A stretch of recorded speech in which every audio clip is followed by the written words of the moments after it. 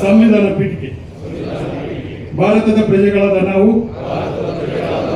ಭಾರತವನ್ನು ಸಾರ್ವಭೌಮ, ಸಮಾಜವಾದಿ, ಜಾತ್ಯತೀತ, ಪ್ರಜಾಸತ್ತಾತ್ಮಕ ಗಣರಾಜ್ಯವನ್ನಾಗಿ ರೂಪಿಸುವುದಕ್ಕಾಗಿ ಭಾರತದ ಎಲ್ಲ ಪ್ರಜೆಗಳಿಗೆ ಸಾಮಾಜಿಕ, ಆರ್ಥಿಕ ಮತ್ತು ರಾಜಕೀಯ ನ್ಯಾಯವನ್ನು ವಿಚಾರ, ಅಭಿವ್ಯಕ್ತಿ, ನಂಬಿಕೆ, ಧರ್ಮ ಮತ್ತು ಉಪಾಸನೆಯ ಸ್ವಾತಂತ್ರ್ಯವನ್ನು,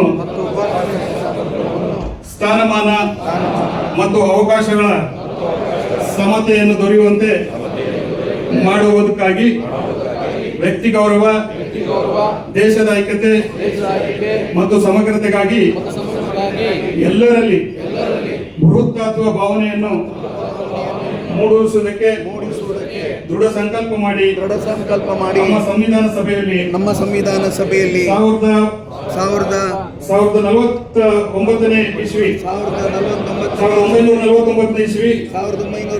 ನವೆಂಬರ್ ತಿಂಗಳು 26ನೇ ದಿನದಂದು ಈ ಸಂವಿಧಾನವನ್ನು ನಮಗೆ ನಾವೇ ಅರ್ಪಿಸಿಕೊಂಡು ಅಂಗೀಕರಿಸಿ ಶಾಸನವಾಗಿ ವಿಧಿಸಿಕೊಂಡಿದ್ದೇವೆ.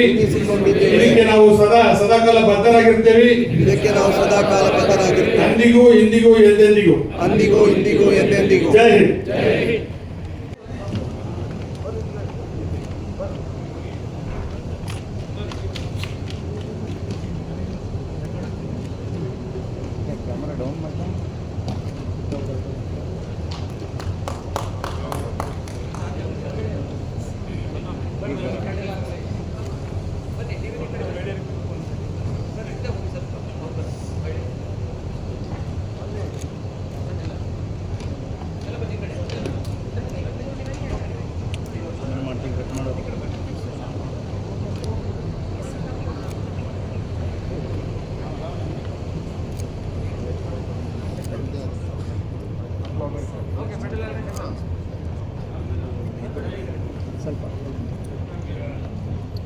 ಈಗ ಫ್ರೆಂಟಲ್ ಆರ್ಗನೈಸೇಷನ್ ಮುಸ್ಲಿಂ ಘಟಕಗಳ ರಾಜ್ಯ ಅಧ್ಯಕ್ಷರುಗಳು NSI, ಸೇವಾದಳ, ಇಂಟೆಕ್ ಹಾಗೂ KPCC ಕಚೇರಿಗಳು ಎಲ್ಲ ಈಗ ದೀಪ ಬಿಡ್ತಾರೆ.